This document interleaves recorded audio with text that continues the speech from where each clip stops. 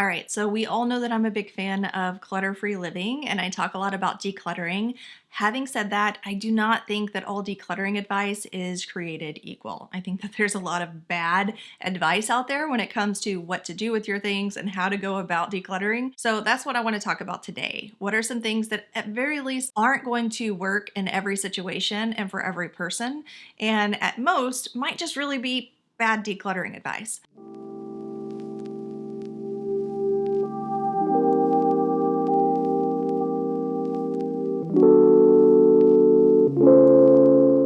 By the way, if you're new here, my name is Danielle, and I chat all about holistic and clutter-free spaces. So if that's something you're into, be sure to click subscribe and turn on those notifications.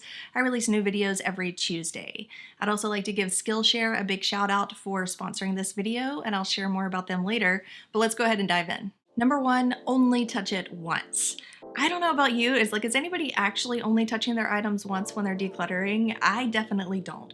Whenever I'm decluttering my clothes, I'm touching them multiple times as I move them into different piles. Sometimes I'm trying them on my body before I make the decision as far as whether I want to keep it or not. I don't necessarily think that it's very reasonable to only touch things once as you're going through your belongings, especially if you have a whole lot of belongings. Now, I understand the concept behind it, the idea behind it, not to move it to another pile that you're later gonna have to go through. I think that's the intention behind it. And I do think that it's good to extract the intention behind some of these things without taking them so literally. I don't necessarily think that it's always realistic. Number two is to toss it. If you're not using it, toss it. Yes, there are some situations where things can't be reused, they can't be donated, they can't be sold or gifted, all of these other steps, and tossing it is the best course of action. We definitely don't need to be donating things that are legitimately trash that nobody is ever going to buy or to use. But there are a whole lot of steps that come before that. I mean, I've shared before about all the ways that you can discard things, and I kind of see it as a pyramid of things that you should try first, and very last is to trash it. So if you're listening to somebody and they're just saying, toss it, this is essentially trash, you're not using it. I know a lot of people take issue with that and don't want to be such a burden on the environment and don't want to be so wasteful, and I don't think that you have to be. There are, again, some things that need to be trashed, but everything does not need to be tossed. Number three, declutter all at once. There are a lot of different theories and a lot of different methods that you can go about for getting the clutter out. I can see some benefits if you're really wanting to just invest an entire weekend, knock it all out, and you have the right amount of stuff that you're actually physically able to do that. I know most people probably can't. I don't see a reason to turn your entire home upside down for weeks at a time to go through a big purge. If you want to do that, again, that's great, but I don't necessarily think that it's the best decluttering advice. In fact, I've shared different ways that you can declutter organically and use bubbles of time throughout your day to declutter and actually save time and declutter faster in the process. So I would check out some of those other options that don't require you to pull everything out of its nested hiding place at once and to try to do a giant purge, because again, that's not always realistic. Number four is display the things that you love. If you like it and if you're keeping it, then it should be display worthy. And I've found over the years that is definitely not the case. And even if things were display worthy, I don't necessarily think that it's a good thing to display them. I talk about visual clutter in this other video that you can check out, but a lot of times when you just have a whole bunch of really good or nice things out on display, it can make things look cluttered, even if it's not clutter itself. Number five is to have the same number of dishes as people. We definitely don't have the same number of dishes as people, but we do have a method that works for us. I've shared before that my method here that works for us is to make sure that we have one dishwasher load worth of dishes and no more than that, right? So that keeps things from piling up all down the counters, because if everything's gonna fit in one load, well, you're limited on how much that's gonna be. But to say that everybody gets exactly one plate or exactly one bowl doesn't necessarily make sense and really isn't necessary. Now, if people want to do that, and I know people who do, then that's great. But I definitely don't think that it needs to be some hard and fast rule that everybody should be following. What if somebody comes over to eat dinner with you? You don't have enough extra dishes. Or what if you break a bowl and all of a sudden that poor person just doesn't have anything to eat on? There are good points to having at least a little bit of extra from the exact number of people without having an abundance and having an entire counter or cabinet stacked full of plates and bowls. That's not necessary. We gotta find the happy balance, right? right? There's a level of enough that's different for each of us and that doesn't go into excess. Number 6 is to just buy it again. I've heard people say, like, if it's under $20, then go ahead and discard it, because if you ever need it, you can buy it again. Like, if you think that you are legitimately gonna need something else soon, well, then we're just kind of perpetuating this waste cycle, right? Buying things, discarding it so we're not storing it, buying it again, discarding it so we're not storing it. First of all, I think that that's why a lot of people think that minimalism is for the privileged, because so many people say, well, get rid of this and just buy it again when you need it. I think that that's bad decluttering advice. Number 7, bad decluttering advice for me is the whole idea of holding everything and seeing if it sparks joy. I know that that is like a hot topic. Some people live it and love it, and some people don't, like me. When you're holding things, it's like you're looking for some kind of emotional connection, and when you're focusing on something and looking for it, you tend to find it. And especially for people who are emotional collectors or emotional hoarders, that can really be a big stumbling block for them. And so again, maybe for some people that works great, and that's kind of like a wonderful emotional release for them to see what sparks joy, but definitely not for everybody. For some people, it's gonna have the opposite effect. Number 8 is the need to have an X-piece capsule wardrobe. I like the idea of a capsule wardrobe. I'm not somebody who wears a bunch of matchy outfits or, like has pantsuits or things like that. I wear a lot of jeans and black pants that kind of go with everything anyway. So my wardrobe might not be a capsule wardrobe in the way that people think about it, but regardless, having a certain number of items in your clothes is just kind of an arbitrary thing, right? It might be good for setting a goal for yourself that you want to achieve, and it can be fun, but I remember like when Courtney Carver came out with the whole 33 capsule wardrobe of 33 items that she wore for a month. And then all of a sudden everybody was like, okay, 33 items, that's how much my wardrobe needs to be. And then there are people who are like 50 items, that's the perfect number for a capsule wardrobe.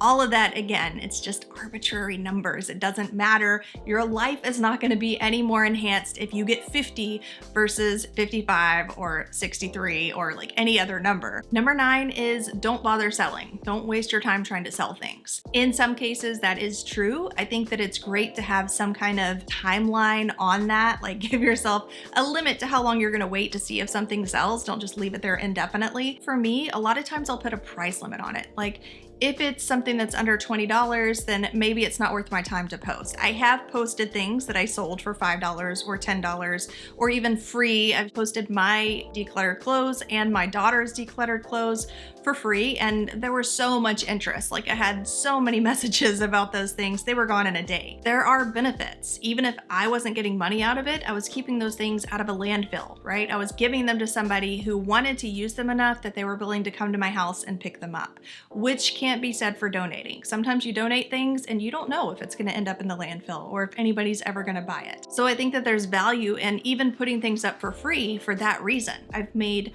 hundreds and sometimes even thousands of dollars in a year off of the belongings that I've sold that I didn't need anymore. So there is some value in it. I've even been able to sell an old couch and furniture from my living room and use that money to immediately buy a new couch, which is the couch that we have now. Number 10, if you haven't used it in a few months, let it go. We all know that there are things that are seasonal. I don't think that that's a hard and fast rule that we need to stick to. And it may not necessarily be things like holiday decor. It could be like go-kart supplies when you really are only able to ride your go-kart in the spring and summer or something like that. There are just certain items that we don't necessarily use in a 6-month period of time. And so that hard and fast rule shouldn't be quite so hard and fast. Again, I think that taking the intention and kind of using the foundation of that concept, am I using something, and giving yourself some kind of a timeline to base that on is a good thing, but it's not something that we all need to die hard commit to. Number 11, never buy bulk. I am not a big bulk person. I don't even have a Costco card, but there are certain things that I do buy in bulk if I know that I'm gonna need them. Maybe the store runs out of them pretty regularly, like my breakfast kind bars. Every time I go to the store, they're out of the almond butter. I shouldn't even say that because now people are gonna start trying the almond butter and we're already running so low, but if I find some, I'll buy like 3 or 4 boxes of those bad boys and I will definitely eat them. So I think that when it comes to supplies and stocking up like that, it really just depends on, again, how much are you actually gonna use? We don't buy one package of diapers at a time because it feels wasteful when you could get more for less and save yourself an extra trip to the store, which is saving gas and packaging and like all of the things. You just have to make that balancing decision for yourself. Number 12, just donate it. Kind of like the just toss it. Not everything could be donated and not everything should be donated. The trash bill for these donation centers is incredibly high, and people get really offended when they go to donate something and they're told we don't take those as donations or we don't need any more of those. But you don't know the expense that goes behind that and the waste that goes behind all of that. Sometimes actually trashing is a better option than donating. There are lots of things that you can do with recycling, but not everything can and should be donated. Be realistic about your donations. The whole idea of one man's trash is another man's treasure, that is not a hard and fast rule to live by. Sometimes your trash is just trash. Okay, before we finish these last two pieces of what could be bad advice when it comes to decluttering, let me share a place where you can get some good advice, or rather some good lessons, and that's from our sponsor, Skillshare. You aren't your job, you're your work. This week I stumbled across a course in Skillshare that totally drew me in. It was an intro to the Japanese principle of ikigai, and it was honestly so inspirational that I asked Matt and my teens to watch some of the lessons when I was done. So this lesson was created by Tim Tamishiro, who wrote the book on how to ikigai, which is really all about finding and living your purpose. I highly recommend that you check it out because it's super interesting. He covers everything from the origins of the word ikigai in Okinawa, Japan, with these skilled women divers called Ama divers who dove up to 80 feet collecting shells to provide for their people, and this idea of life purpose expanded to other gifts and other types of work in the village and is still around today. He even ties it all into more recent psychology of Carl Jung's 4 stages of adulthood and Maslow's hierarchy of needs. It honestly reminds me a lot of my college years in psychology, but essentially it all boils down to finding your purpose, as Maslow calls it, self-actualizing. I named my ikigai to inspire, and if you end up checking out this particular class, then you should definitely share yours down below. I'm currently working my way through Aaron Winter's Vlogging for Business class that I'll share more about when I'm finished, but it's really good too. The first 1,000 people to use my link down below will get a 1-month free trial of Skillshare. Number 13 is to keep a maybe box. This works for some people. I've heard other people say that they do keep a maybe box in the garage. To me, that just sounds like a disaster waiting to happen. Like you're just gonna have a big junk box probably at the end of the year of things that you might have wanted to keep and might not have wanted to keep, and now you're storing it instead. For some people, that may be great. I've never actually used a maybe box. It doesn't make sense to me to store a box of things that I wanna keep, but I don't wanna keep.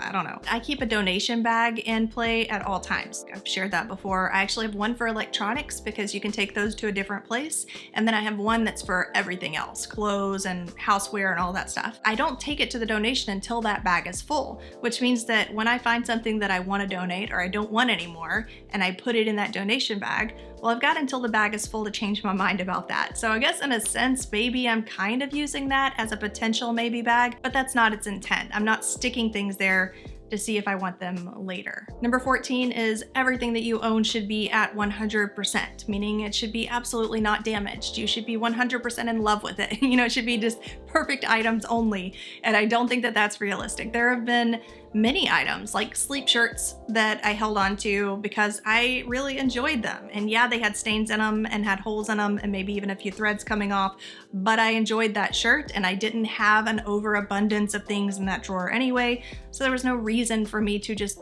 donate it because it wasn't in 100% condition. There's really no reason to contribute to waste if you are actively enjoying and getting use out of something. Now, if you hate it and it's bothering you every day and it's one of those things that I like to call energy blocks because it just frustrates you and puts a hiccup in your day every time you come into contact with it, that's a whole different story. And number 15 is to declutter the community rooms first. The entryway or the kitchen or the living room, places where people are going to be regularly seeing it or hanging out.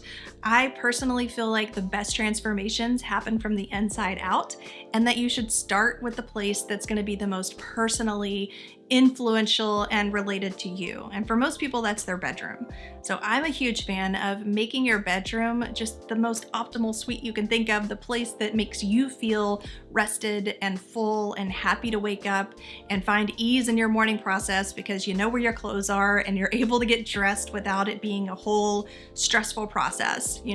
I think that those changes and those actions that you can make on your own personal space first really just brings momentum and brings clarity to the rest of your home. So I'm not a huge fan of just starting in places that are going to benefit everybody else who comes by. And what I've seen happen a lot of times is people will declutter things like their living room and they'll end up moving some of that stuff to their bedroom because that's out of sight, out of mind. It's like a de facto storage area. And I hate that because your bedroom really should be your sanctuary within a sanctuary. So that's it. That's what I feel are 15 bad pieces of decluttering advice, or at least misguided pieces of decluttering advice. Do what you will with that. I'd love to hear your thoughts down in the comments, and I'll chat with you next week. Be sure to check out my free masterclass where I share my holistic clutter-free formula.